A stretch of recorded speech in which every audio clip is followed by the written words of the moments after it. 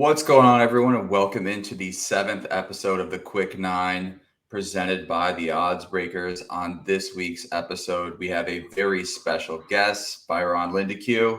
He's a contributor and news desk lead at Roto Baller PGA and host of the Back Nine Bets pod. You can find him on Twitter at the Model Maniac. Byron, thanks for joining me this week, and welcome to the show. Thank you so much, man. Happy to be on the show before you reach double digits, and happy to share some insights and some fun stories and some really fun questions you asked. So I'm looking forward to answering those with the people and getting into it. Yeah, you were certainly one of the people I wanted to target. I love one of my favorite Twitter follows. If you're not on Twitter, be sure to give him a follow. But let's jump into it here. So you're a South African native, played golf in Iowa. Little different path than most, I'd say here. Kind of how did you get introduced to gambling, and then more specifically golf gambling? Obviously, you played in college, so golf was there. But in terms of the gambling aspect, how did that come to be? Yeah, I was at a family function, with my wife's family side of things, and one of the uncles, a complete degenerate, just said, "Hey, you want to throw $20 on the Jets game versus the Browns?" I even remember the game. That was my first time because I'm very addictive personality wise. So I was like, sure, I'll go in with you and just kind of figure out what's cooking. How gambling can get out of control. So we did it. And then I kind of got into the mix there a little bit, got into NFL modeling. I kind of built an NFL model because I wanted to have a purpose and a structure behind the betting, right? So I didn't want to go in just flying off the seat of my pants and just kind of hoping for the best. I wanted to have some sort of a reason for why I was betting the bets, and that went NFL way. And then I was like, I actually think I know a little bit more about golf. So let me see what I can do with the golf betting model. And then off we went to the golf side of things, and ta-da, we are today, 2.5 years later now, speaking to you about it all. Yeah, the rest is history. And all started with the Jets and Browns games of every NFL team, Yeah, I'm a Jets fan, so okay. Lots of pain in my heart. Yeah, I'm a Bills fan, so I'm right there with you. Okay. Not a lot of success. So obviously you're a contributor and a news desk lead at Roto Baller. How did that kind of come to be? Was that was after you kind of got started, but what was the path like with that? Yeah, first started doing the podcasting, started off on Twitter first, kind of just sharing your card, kind of some reasoning behind all of that, kind of a few tidbits why I went with each guy, kind of sharing results and all that jazz on there. And then started doing a podcast, Back Nine Bets. And people saw a few of those episodes, started off really rough. I think that's something you have to remember is you're never going to start off crisp and clean. So it's been a long journey, but a few of the guys at Roto Baller there saw what I was getting up to and kind of reached out. And the funny thing is I actually applied for a news desk position there, and I got turned away the first go around. And then a few months later, after a bit more work and a bit more grinding, kind of snuck in through the back door a little bit. I just completely bypassed the news desk side of things and started writing a big article called Breaking 100, which is one of my signature pieces there. And it's basically kind of also a little bit of luck. You got to get in with a few people, chat to the right guys, and just hopefully someone sees what you're getting up to and kind of believes in you, which a few of the guys at Roto Baller did. So very grateful for that opportunity. Yeah, no, that's an awesome story for sure. And I think a lot of it, like you said, too, is just right time, right place, especially now that the golf industry is kind of becoming more and more saturated, less and less positions too, So obviously, as I mentioned before, you're one of my favorite Twitter follows, obviously for the graphics, but as well for the model. You have a degree in finance. So I think obviously could assume that played a role in kind of your Excel golf model. How did do you mind discussing a little bit of your trials and tribulations with that model itself? Obviously, I'm sure kind of like everything, it's not perfect right away. So a little bit of difficulties or kind of where did you find success with your model? Yeah, to start off with, so a lot of my stuff comes from the PGA Tour website. So I built it using that, which is completely free. So you can get into it that way.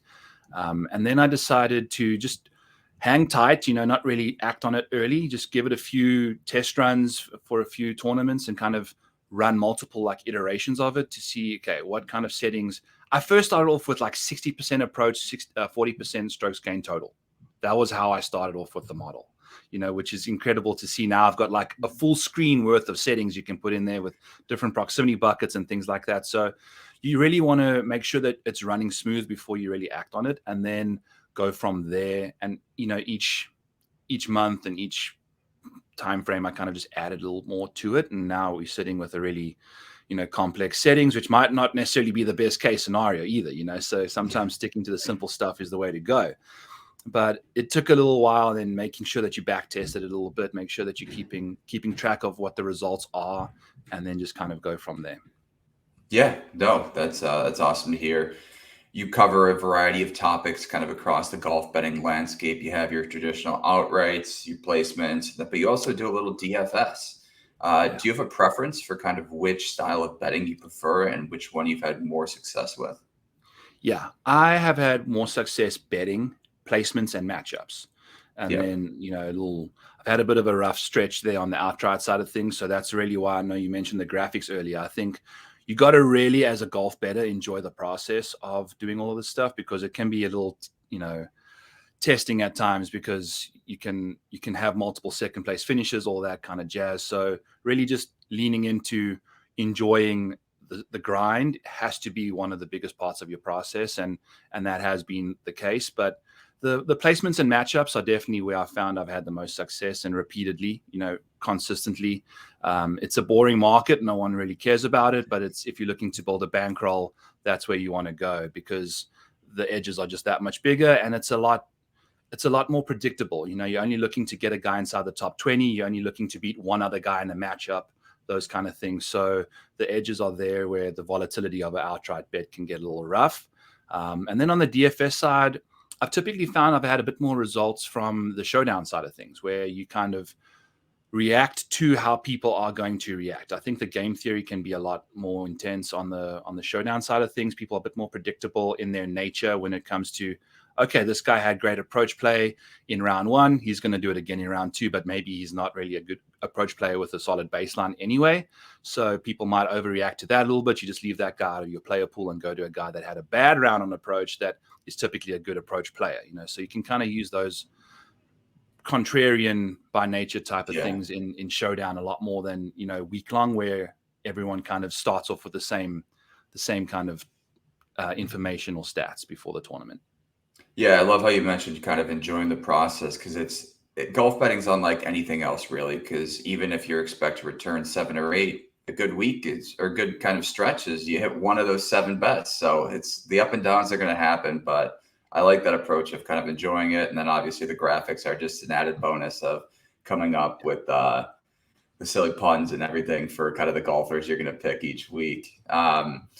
Now to get into a few of the personal questions here. So this is a 3-parter. I ask all my guests this: your favorite major, your favorite tournament, or it could just be a course outside of a major, and then favorite course you personally played. Yep. I'm sure I'm not one of the first to say this, but the Masters has to be my favorite major. Just the heritage and the history and the tradition and the coverage. The best part about the Masters is just the coverage. You can get 4 or 5 different screens up there and off you go, and just have a complete degenerate weekend. Usually take some time off and do all that stuff. My favorite tournament outside of a major is the John Deere. I know it's near and dear to my heart. I've obviously played there many times, played there in college for conference. So we played the TPC Deere Run course. And man, unfortunately, I only played there in like May in Iowa, where I played 36 holes in like 32-degree weather for the full day. So I was like proud to just have broken 80. And then these guys are going and shooting 23 under par in like perfectly crisp August conditions, So it's I get a little jelly of those guys going out there in those, pristine conditions. But it's a nice course. I can go and, see it with the guys there. It's only 2.5 hours away. So I can often, make my way out there and enjoy viewing them.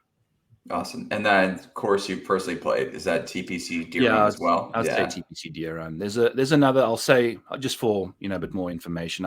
I love a course in Iowa City called Blue Top Ridge, which is this really interesting golf course. Also, we played lots of conference there, but I kind of reflected on my college career and noticed that there were certain courses I just really played well at versus other courses. And I'm not necessarily the best iron player, but I'm a really good driver of the ball and a solid, short game dude. So the big greens at that golf course definitely kind of makes sense now that, Mm-hmm. you know, I could always have a putter in my hand, even though I wasn't the best iron player. So it was an interesting situation, but it's a really cool course with some really fun holes.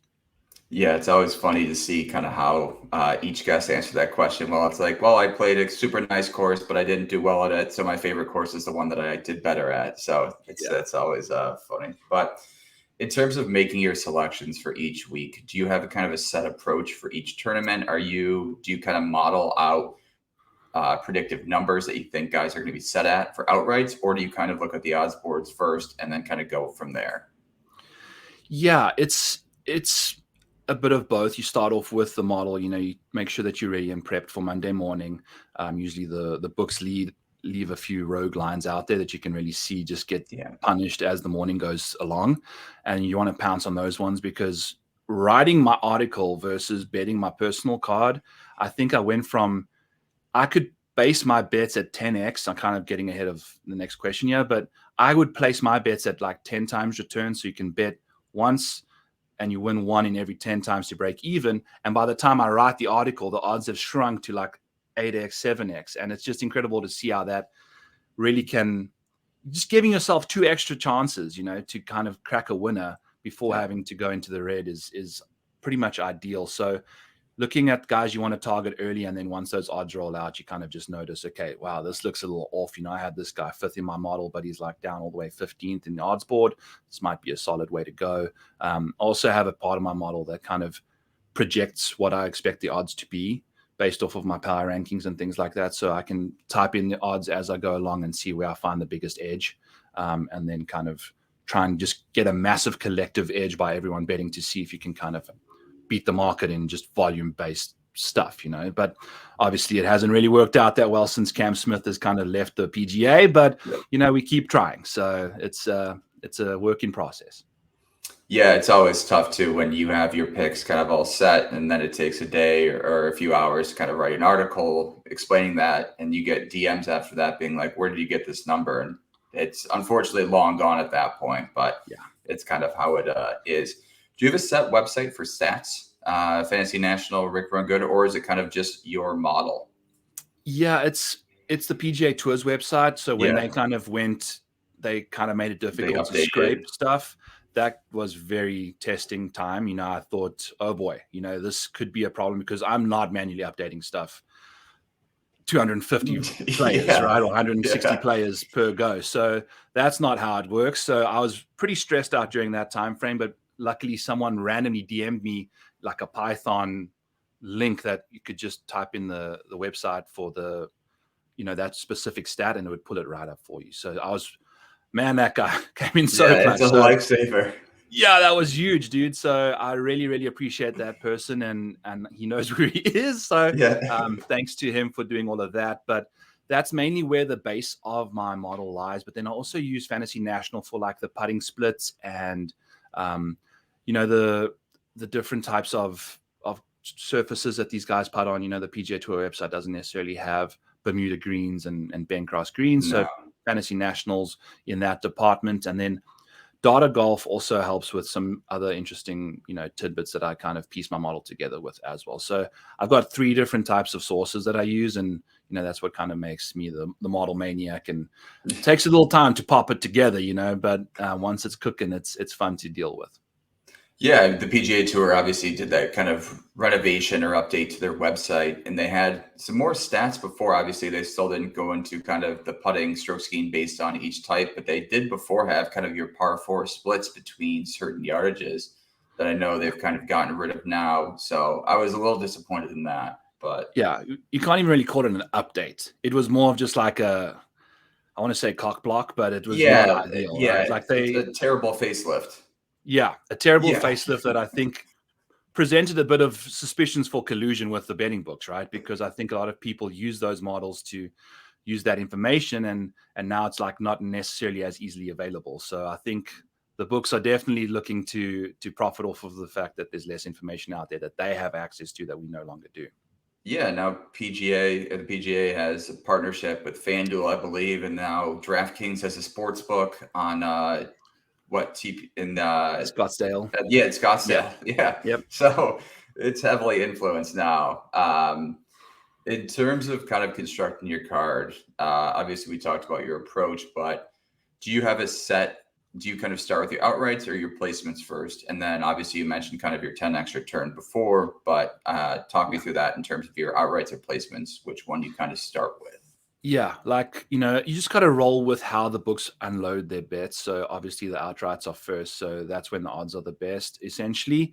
So outrights are first Monday morning, and then the placements kind of roll out late Monday night, Tuesday morning, and then you can go from there.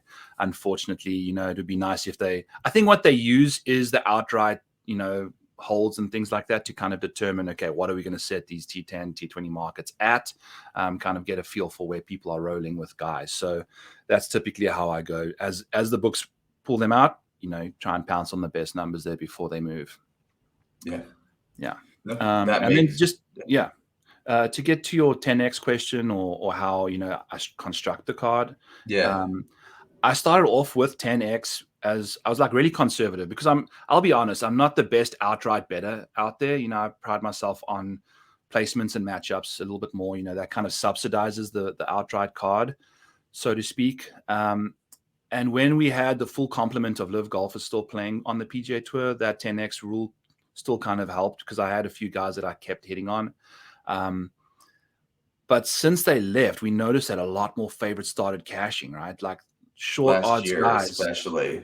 Yes, this particular year has been horrific on that front. So 10x doesn't really afford you two golfers at sub 20 to 1 odds, so you had to kind of go to 8x, 7x to kind of get two favorites on your card to have that good of a chance to make sure you can, because I was going one favorite and then like one or two long shots, right? Yeah. So that wasn't quite working out. So I kind of made an assessment. All right, I need at least two favorites on my cards. I need to be a bit more aggressive and kind of go after them that way, see how it goes. So I have had to change my approach in that department. And then kind of, I've also started betting top fives for the outrights that I bet as well, because I took a look at my numbers. And I think a really important thing to do is to track your bets very, with specific categories, specific players, specific bets, time periods, different years, all that kind of stuff.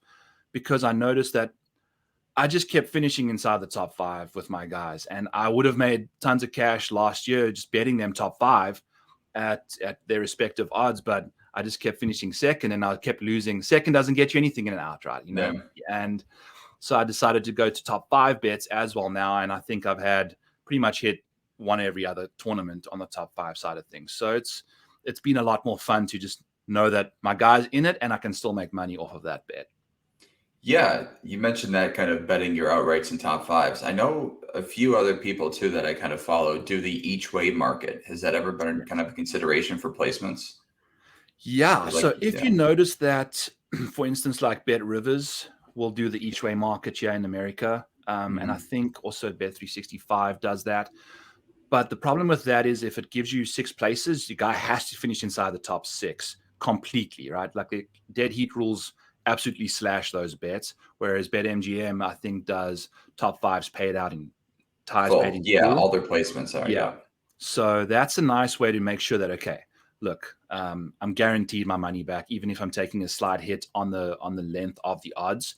But if you find a nice big rogue number on BetMGM, I mean Bet Rivers, you can kind of just hit the each way there. I did that for Cam Champ this week, where I think his top 5 number was like 8-1 on BetMGM, but on Bet Rivers, if you just bet the each way, it turned out into like 13-1. So I'll take my chances on him, to at double the odds almost. So hopefully that doesn't get dead heated, but likely will be if he's in the mix, right? So, that's kind of just here and there. And I think one thing I've noticed is getting to your probably next question is like a mistake I've made. I'm kind of running the show now a little bit, but sorry, just kind of rolling into the next thing is not being a rigid asshole. Like don't stick to something that's not working. Like, it's okay if it's not working, figure it out, change it. I think that's something that I've definitely noticed is don't just keep beating your head against the wall. Make sure that you're trying to have fun. Make sure you're cashing bets that you should be by looking at the past results. And I think that's something I've done there on the T5 side of things. And you don't have to typically stick to an exact process, like Bet Rivers, go to there if you see like a big edge, versus just Bet MGM all the time. Yeah, and like you said too, I think kind of going off that, I think another common mistake is limiting yourself to one book. Obviously, golf odds vary Yes. across between Yes. 3 to 4 major books, and sometimes between 10 to 15 points. It seems like, Yeah. especially. So I think that's another big one that doesn't get talked about enough. Of at least kind of opening your horizon to different sports books, so you can get those best odds and afford yourself the 7, 8x return, so you're not having to try to hit an outright every 5 weeks. It seems like. Yes, that is a great point. And like someone that's way into it, that you just take that as like a staple thing, right? Like Yes. I think, Yeah. yeah. My wife asked me the other day, is like, how many betting apps do you have? Yeah. And I was like, 8. And she's Yeah. like, how much money is in all? I was like, don't you worry about what I'm doing. Okay. You Yeah. just do your thing. Yeah. Mrs. Maniac, you need to, Yeah. hang tight. But Yeah. definitely want to make sure that you have all those books, because there's Emiliano Grillo. I think he was at 22-1 at some books this week and 35-1 at Caesars this week. So, I mean, that's almost ridiculously double. So definitely got to make sure you take advantage of those different books. I think it's very important to do. Yeah. I think understanding those books too is another point, like we talked about before with the dead heat rules and for placements, because you see this all the time with a lot of first time bettors of saying, oh, my guy finished T19 split across 6 different guys. Why did my payment get reduced? And it's like, well, because the dead heat rules. And I think that's kind of the start of a lot of people's villain arcs per se, in terms of golf betting, of putting them off. But it's almost kind of a double-edged sword there of not understanding the bet you placed on that book. Yes. Yeah. And, I've typically run the rule of like 40 points extra to get the ties paid in full. Yeah, And then I if agree. you can get like a really nice number somewhere else, take that gamble. It sometimes happens, it sometimes doesn't. I think I've worked out that like 40, 35 points is a good benchmark. I think Tee Off Sports, my, colleague at Roto Baller, also, I think his number's like 50 points extra to kind of move on from a dead heat rule to go to like the riskier, better number. Yeah, obviously BetMGM doesn't have the best odds in those placements, but the added but insurance it's comforting. Yes, Yeah. the added Very insurance comforting. is there. All right, last question here. So I think we kind of touched on this as well, but any other advice for kind of first-time golf bettors? Absolutely. So units, I'll, kind of break down some unit stuff there. You have to use units. I think betting the same amount every week is imperative. You can't, one week you can't bet like $50 on an outright and the next week bet 10, because if you hit on the week that you bet 10 and it's the same odds basically each week, for instance, just to keep it simple, the week you hit 10, you're not going to make up the 50 you bet the week before, right? Yeah. You got to make sure that you're betting the same amount on all the different bets, and then kind of going off of that unitage is like making sure that you record the results so that you know where your strengths and weaknesses lie. And I've recently reduced the amount I bet on the outrights, so I can still bet outrights and hit outrights and stuff, so that you can like tweet about them and everyone gets hyped. But personally, I was just draining my bankroll trying to bet large amounts on outrights that I know I'm not the best at, when I could be using that money to bet placements and matchups and just keep grinding away 2 or 3 units per a week, right? So definitely identify where you're going, bet the same amount, and kind of limit your investment in the different markets to where you've identified strengths and weaknesses in your betting portfolio. Yeah. No, I think that's a great point too. And then obviously kind of depending on the odds too, you're not risking the same amount as a guy on 10-1 as a guy on 100-1, because given the chances of them winning too, you kind of got to spread it out and limit your unit allocation as well. Yeah. So what I do is I don't necessarily bet the same amount on them. I bet them to just return, say, $300. The same amount. Yeah. Right? Return X, basically. Exactly. Yeah. So that's how that rolls. I think that's a pretty common practice in the betting world, but for a first-time bettor, that might not be, an understandable concept yet. But yeah, because it is different. Golf betting is completely different than really any other sport out there. It seems like, obviously, outside your other markets of F1 and kind of those other major outright markets. But yeah, it is its own animal. Yeah. I bet a parlay on last night's game, or 2 nights ago for the Monday Night Football game, a 7-leg parlay to 45-1. And I needed Goff to score 2 passing touchdowns. He only scored 1. And it was 45-1. And it was like the quickest sweat, right? It was like 3 hours and that 45-1 bet was over. And golf is so different in that aspect where you got the full 4 weeks. Like your guy's at the top of the board, he's 100-1, dog, and you got 3 more rounds of golf that you still got to sweat. So it's a completely different animal. Death by 1,000 cuts of watching your guy dump one in the water on 16. Yeah, it really is. Yeah. So, all right. Well, I want to thank you again for joining me. As always, you can find him at Twitter or on Twitter at The Model Maniac and his podcast, the Back Nine Bets Pod. Byron, thank you again for joining me, and appreciate you coming on. Absolutely, buddy. Thank you so much.